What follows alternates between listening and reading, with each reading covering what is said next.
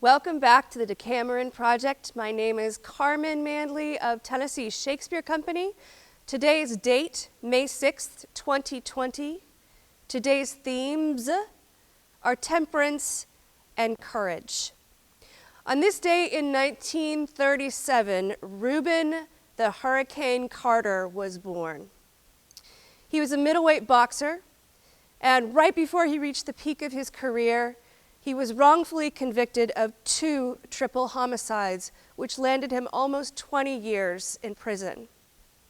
He became, once he was released in 1985, an advocate for the wrongly accused. He wrote 2 books, one while he was in prison and one when he was out. One inside was called The 16th Round. The one outside was called Eye of the Hurricane, and I'll read a little bit of both in just a moment. On this day in 1862, Henry David Thoreau died. He was a transcendentalist and is best known for Walden and on civil disobedience. I'm going to start to read a little bit from Walden. I left the woods for as good a reason as I went there. Perhaps it seemed to me that I had several more lives to live and could not spare any more time for that one. It is remarkable how easily and insensibly we fall into a particular route and make a beaten track for ourselves. I had not lived there a week before my feet wore a path from my door to the pond side. And though it is 5 or 6 years since I trod it, it is still quite distinct. It is true, I fear, that others may have fallen into it and so helped to keep it open. The surface of the earth is soft and impressible by the feet of men, and so with the paths which the mind travels. How worn and dusty then must the highways of the world, how deep the ruts of tradition and conformity. This is from Carter's 16th Floor that he wrote while in prison. This is towards the end of the book. I come to you in the only manner left open to me. I've tried the courts, exhausted my life's earnings, and tortured my 2 loved ones with little grains and tidbits of hope that may never materialize.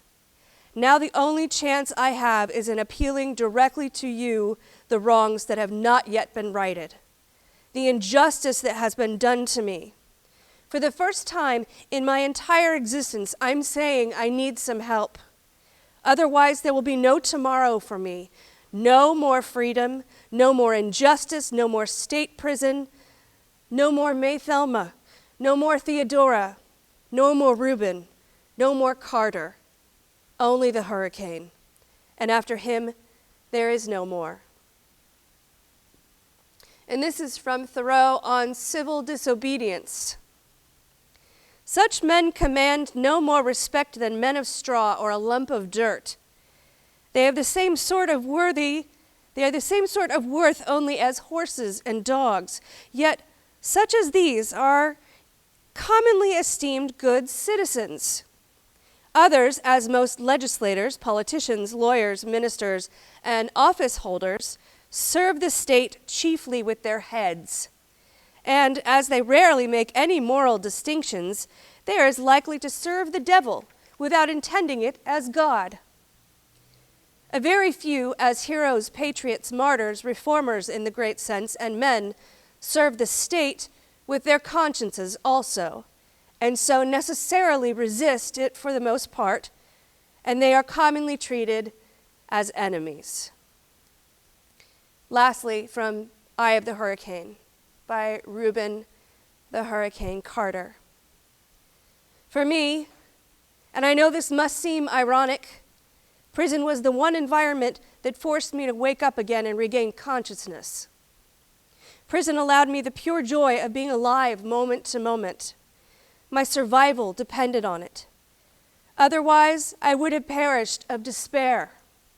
Prison and the physical and mental discipline I was able to forge gave me the ability to weather hardships, a burnt-down house, a loss of capital. You would think that from the way most people act, think, and speak, that life is nothing more than houses and money. Years from now, my body will give way to illness and pain, but my spirit, conscious and ecstatic, is and will always be awake. Even if I could, I would not change a thing in my life, including my wrongful conviction. And here we have Antony, alone with the bloody corpse of Julius Caesar, prophesying war. Oh, pardon me, thou bleeding piece of earth, that I am meek and gentle with these butchers. Over thy wounds now do I prophesy, a curse shall light upon the limbs of men. Domestic fury and fierce civil strife shall cumber all the parts of Italy. Blood and destruction shall be so in use, and dreadful objects so familiar that mothers shall but smile when they behold their infants quartered with the hands of war, all pity choked with custom of fell deeds, and Caesar's spirit, ranging for revenge with Ate by his side, come hot from hell, shall in these confines with a monarch's voice cry havoc, and let slip the dogs of war. Keep being courageous. We love you. Goodbye for now.